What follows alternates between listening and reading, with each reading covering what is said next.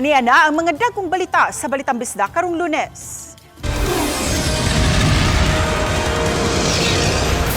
Mga pananom sa utanon sa lungsod sa Dalagit na daot. 42 anyos nga lalaki gipusil patay sa iyang silingan sa Talisay City. Cebu Governor Pamela Baricuatro adunay death threat base sa intel report sa kapulisan. Og fresh lumpia naghatag og gugma sa matag hungin. Kini ang GMA Regional TV, Balitang Bisdak. Mayong hapon, ako si Cecil Kibod Castro. Gipusil patay ang usa ka 42 anyos nga lalaking mekaniko sa barangay Dumlog, Dakbayan sa Talisay. Sayrantang dugang detalye sa report ni Alan Domingo. Nahagba nga wa nay kinabuhi ang biktimang nailhan nga si Louie Joy Montimon, Mangabon, 42 anyos sa Barangay Poblasyon, Talisay City. Kini human matod pa gipusil sa 71 anyos nga mulupyo sa Barangay Dumlog pasado alas 4 kagahapon sa hapon. Matod ni Rosalinda dili tinuod nga ngalan nga nakadungog siya og duha ka buto ug sa iyang paglingi nahagba na ug nagkadugo ang biktima.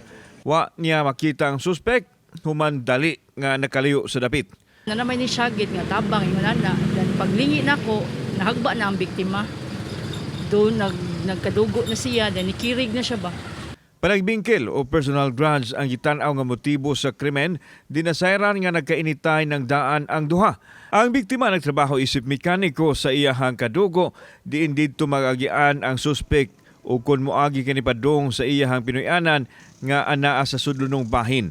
Ang isyu sa agianan ang giingong pabilo sa krimen, diin nasayran gikan sa habig sa suspek nga gibabagan matud pa sa motor sa biktima ang agianan nga maoy nakaingon sa dili pagsinabtanay.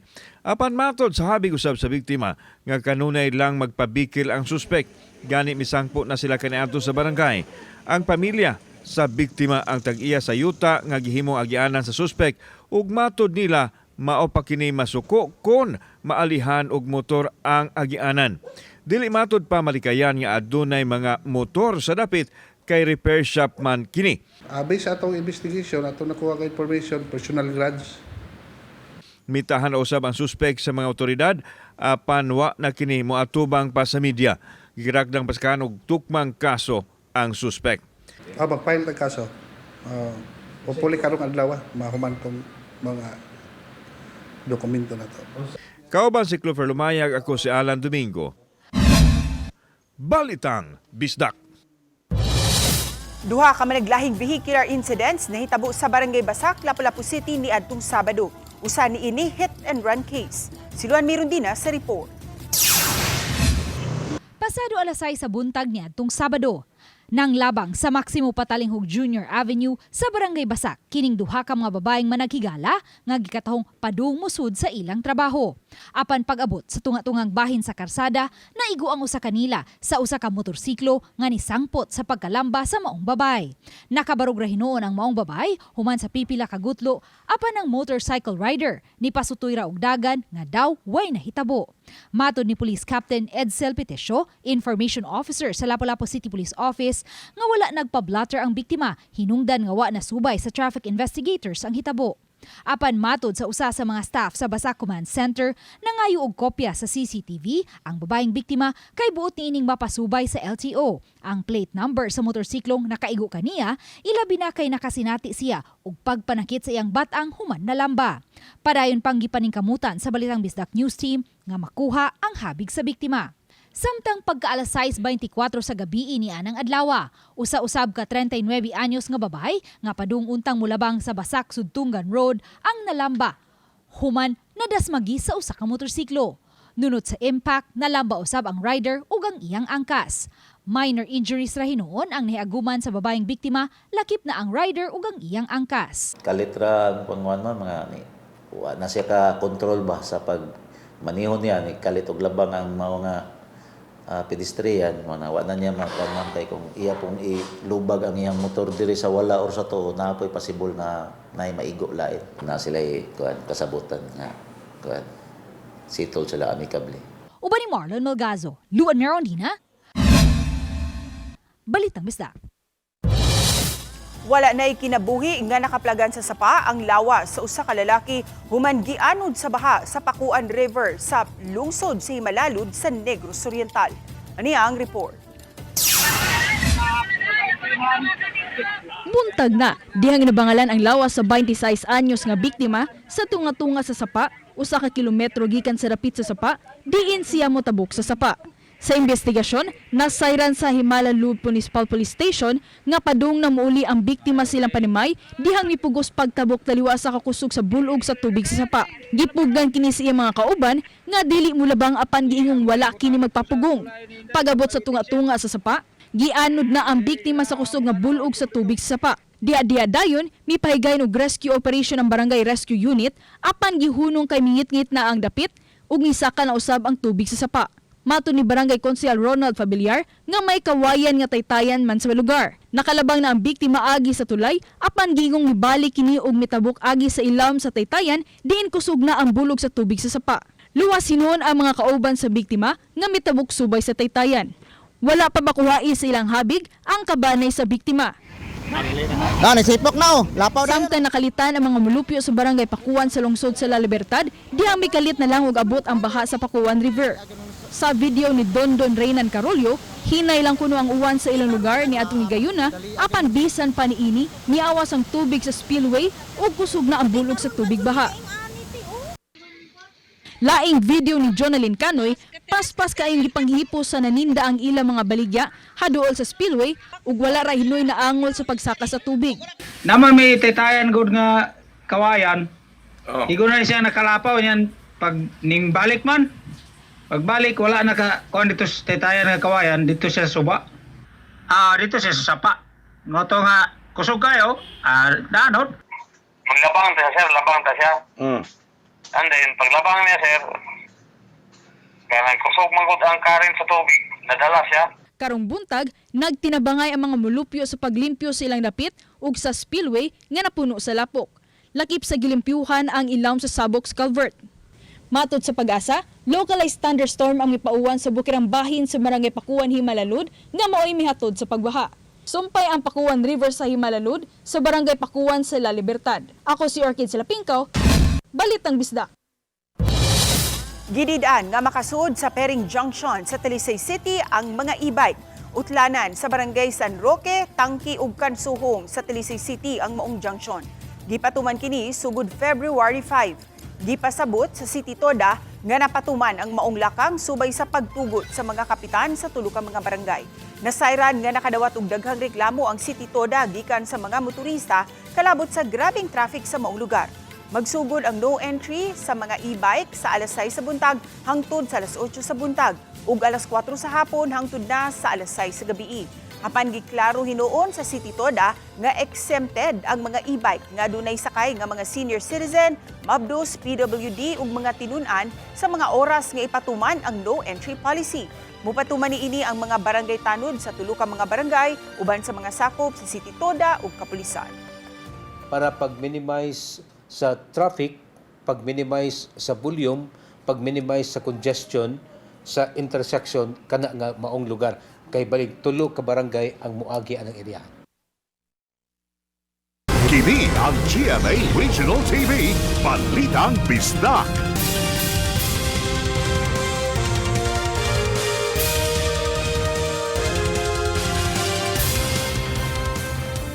Kini ang GMA Regional TV, Balitang Bisdak.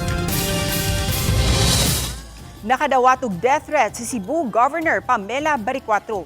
Gikumpirmar sa gobernadora nga mismo ang kadagkuan sa kapulisan sa Lawigan sa Sugbo ang mipahibaw kaniya kabahin sa intel report nga ilang nakuha nga may nagtinguha nga mopatay kaniya. Mato ni Baricuatro, gikahibong niya nganong daghang mga police officials ang nisugat kaniya sa airport niadtong Huwebes sa gabii dihang nauli siya gikan sa China. Dinhi na siya gipahibaw sa mga pulis nga matud pa may gihar nga mga individual aron lang siya patyon. Wala ni hinuon ni butyag sa gobernadora kung si kinsa ang iyang gidudahan nga posibleng nagpaluyo niini. Apan iyang gitataw nga di kini makapabugnaw sa iyang pagpanerbisyo. Nga gibaydan ko ng millions, unya naana ko diri sa Cebu. So, well, according to them na kuan ko no, kuhaon ko no ko not here but maybe on my travels in another part of the country. If you think about it, if they cannot destroy me, then definitely they will kill me. So, naaragyo na diha, but ako kumahadlaan. I'm fearless. If it's time to go, it's your time to go. Ana kay mahimo ana. But I would want to go serving the people. Gipahibaw sa taga DRRMO nga zero casualty ang dakbayan ug lalawigan sa Subo sa pag-igo sa bagyong Basyang. Ani ang report ni Alan Domingo. Walay natalang casualty sa bagyong Basyang sa lalawigan Sugbo base usab sa gipagawas nga assessment sa Provincial Disaster Risk Reduction and Management Office kun PDRRMO. Kini human na pangandaman matud pa ang pag-abot sa katalagman ug labaw sa tanan ang kooperasyon sa katawhad. Hinuon nagpadayon ang pagsusi sa PDRRMO sa danyos nga gimugna sa bagyong Basyang ilabi na sa Bakatang Sugbo nga maoy nagrabihan. No reported casualty, no reported injuries. We have the people, the constituents of the LGUs complied with the preemptive evacuation sa atong mga announcements sa atong mga local officials and our local DRMOs. Samtang ingon usab niini ang nahitabo sa dakbayan sa Sugbo, hinuon dili matud pa kusog ang impact sa bagyo sa syudad. Nakabuot nini ang target nga zero casualty. Dawat ng mga alarma, nakita na to nga ang mga kabaranggayan mitapang butod pagbaybaw sa ilahang mga residente. Samtang nagpadala og 28 ka mga personnel ang CCDRRMO dito sa Iligan City aron moabag sa pagbabangon sa dapit. Human nagrabihan sa bagyong Basyang. Gawas sa mga personnel, nagdala usab og hinabang ug mga kahimanan ang CCDRRMO nga magamit sa pagpadali sa paghimo sa ilang gibuhaton. Giulagway ni Kunsel Dave Tumulak nga grabe pang sitwasyon sa dapit nga nagkinahanglan og tabang. Ang mayor, nagdamat ng mga relief goods po. Kaya nagdasag ta o ganang water tanker. Nagdapot ta o manlift truck para sa pag-install pagbalik sa ilang kuryente. Kauban si Clover Lumayag, ako si Alan Domingo. Balitang Bisdak. Gipasidunggan sa Mandawi City Council ang mga Mandawihanong board top-notchers. Kini atol sa regular session sa City Council, giila ang 5 ka mga top-notchers sa licensure examination for teachers. Laing gipasidunggan ang nag-rank 3 sa Electronic Technician Licensure Examination. Subay sa una nang napasar nga ordinansa, adunay cash incentive nga gikatakdang madawat sa maong mga malampusong exam top-notchers nga taga Mandawi. Tag 50,000 pesos para kanila. Ug ang mga gipahalipayan adunay tips para sa mga mutik pa og pasulit sa umaabot. Magsugod ka ginagmay. Meaning, in a single day, kailangan at least imong sugdan. Kaya nga, naman ko sa mong mindset, at least na kayo nasugdan kaysa sa wala kayo nasugdan. At least na kayo nahuman hinihinay. Very challenging kay very new ang mga questions and more on situational and memorization. We need to think critically good. Mas ni-level up na ang inyong pagtanaw sa mga Kapuso programs online. Pinaagi kini si GMA Network mobile app nga GMA Play. One tap away lang ug inyo nang matanaw ang inyong mga paboritong Kapuso shows ug newscast. I-download lang ang GMA Play app sa Google Play Store o App Store. Kung aduna kamoy GMA Network app, mahimo kining i-update ug mamahimo sab kining ma-access sa Smart TV o sa web browser. Kini ang GMA Regional TV, Balitang Bisdak.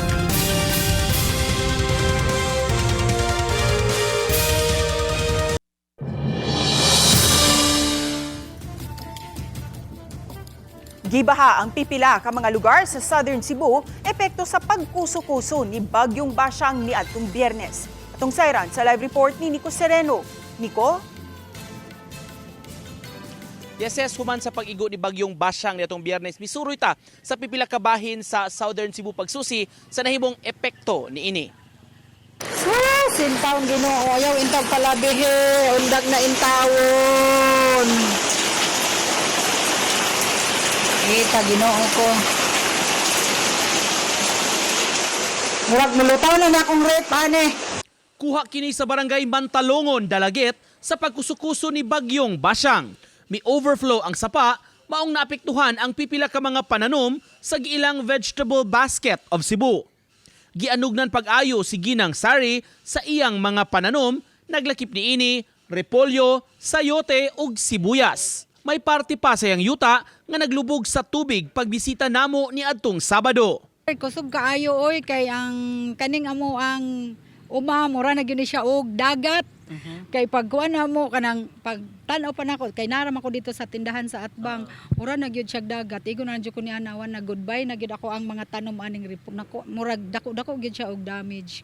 Matod sa mga residente, dili kasarangan o dili normal ang volume sa pag-uwan na ilang sinati atol sa pagkusukuso ni Bagyong Basyang.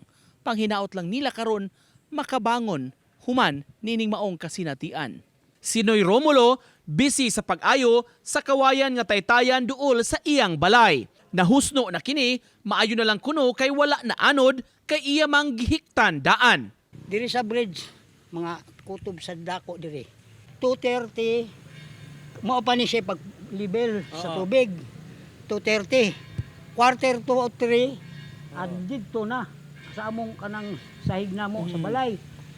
Aning biyakwit na taas. Samtang kuha kini sa sitio Canuga, Barangay El Pardo, Bolhoon, Biyernes sa hapon.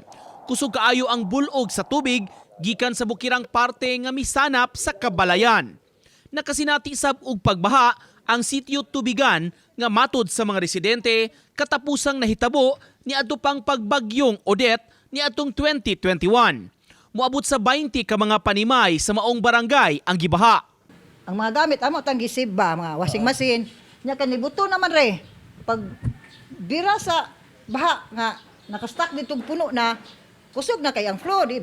Kusog ang ulan niya, way laing kagawsan kanira man dinhi. Unya gamay ang ato ang kuan emburnal muna nga tungod ka kusog sa ulan mo kuan muna mo awas gid siya. Duna say nasinati nga landslide sa atubangang bahin sa Bolhoon National High School. Ug human sa bagyo, wag tuo ang pagpanglimpyo sa mga apektado.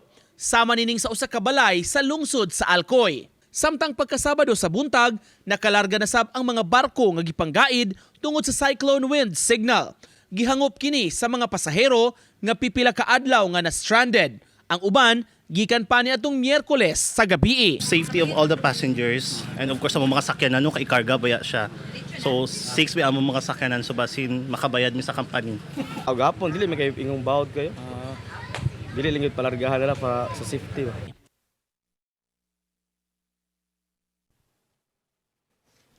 Sa lain-lain nga mga LGUs nagpadayon pa ang gihimo nga assessment nila sa kinatibuk-an nga gibiling danyos ni Bagyong Basyang nga nahimo na sad nga LPA pagkahuman siya pakita siyang kabangis sa Southern Cebu. Ses? Daghang salamat, Nico Sereno. Isakripisyo ni Tera ang iyang kaugalingon sa panagsangka nila og balik ni Gargan. Makadaog bakaha si Tera o bantukon kaha siya ni Gargan. Kanaog uban pa atangi sa Encantadia Chronicle Sangre alas 8:05 sa gabi pagkahuman sa 24 oras. Atensyon sa mga senior citizens sa Cebu City, ipanghatag na ang inyong cash assistance sa Pebrero 13 ug 14. Kini ang gipahibaw mismo ni Mayor Nestor Archival diin madawat ang cash assistance sa buwan sa Enero ug sa Pebrero. Iapod-apod ang cash aid sa matag barangay ug dadalang ang inyong OSCA ID. Human sa mga senior citizens, isunod usab ang mga PWD sa mosunod nga semana. Himuong regular sa dakbayan sa Sugbo ang Heritage Site Experience, ilabi na ang Tartanilla Ride nga nasuwayan sa mga delegado sa ASEAN Tourism Forum. Mato ni Mayor Nestor Archival nga nakauyon ang mga langyang bisita sa ilang kasinatian diin nasaksihan nila ang mga makasaysayan ng mga dapit. Apil sa nakapadani sa mga delegado ang ilang Tartanilla Experience. Busa ipadayo na kini sa LGU. Tumong niini nga masaksihan dili lang sa mga foreigners, kundi apil na usab ang mga local tourists. Regular in the sense nga it's not only mga tourism nga mga tourist gikan sa laing nasod, mga tourist dinhi sa atong lugar, especially sa atong mga kabataan.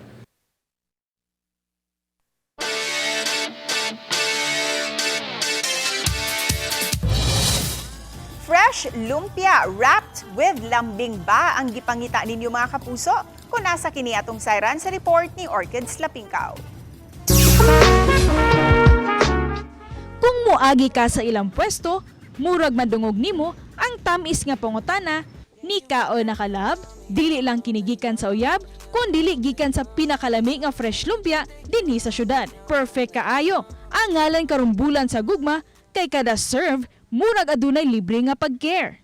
Ang katungoban mo katong maagi ra moingon na lab ni kao nakalab, maana ra sila kato. Maana ra mutana sa kanila ma'am na okay ra gusto ba lab ana na muna ko sila isa okay ra go sa pasalamat ako nila ma'am na yun na nila ang gusto sa namo.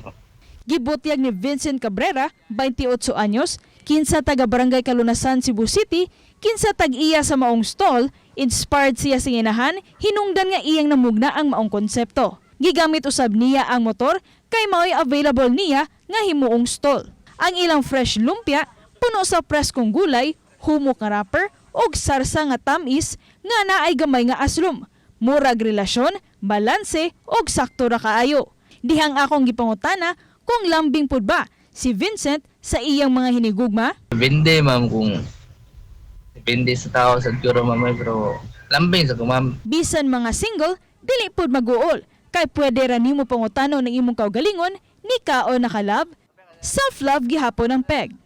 Busa ang mga sugbuanon kung gusto mo kilig nga dili sakit sa bulsa, adto na sa ni kao nakalab, diin ang mataglumpia murag gugma nga giputos.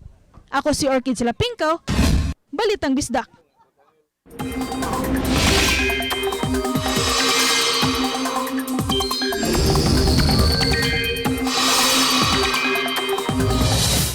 Wala na'y bagyo o daotang panahon sa sud sa Philippine Area of Responsibility. Apan padayong masinati ang uwanon nga panahon sa ubang lugar sa nasud. Tungod kini sa shear line ug hanging amihan. Ang shear line na umol sa bagang panganod nga nahitabo tungod sa panag-abot sa init ug bugnaw nga hangin. Samtang ang amihan usab mao ang bugnaw hangin gikan sa Siberia. Posible hinuog mopauwan ang localized thunderstorms. Samtang subay sa rainfall advisory sa Metro Weather, taas ang kahigayunan nga uwanon ang halos tibuok Samar ug Leyte provinces, lakip na ang ubang lugar sa Central Visayas. Posible usab nga uwanon ang ubang lugar sa nasud. Mitanyag og libreng 3D printing service ang Cebu City Public Library alang sa publiko. Kini aron hatagan og higayunan ang mga tawo nga matinuod ang ilang mga ideya pinaagi sa 3D printing. Gikinahanglan lang nga mag-provide og kaugalingong filament og ready-to-print 3D model files nga gi-code format aron makaprint. Tinguha niini nga masuportahan ang pag-explore ug pag-innovate sa bag-ong teknolohiya ingon man nga mamihimong digitally creative ang mga sugbuanon.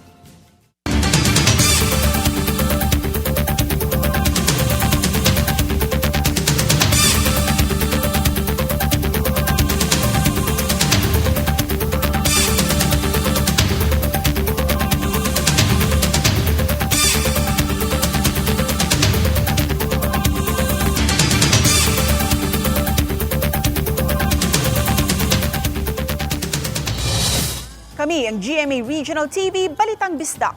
Kinatibukang pwersa alang sa mas dakong misyon ug mas halapad nga pag-alagad sa nasud.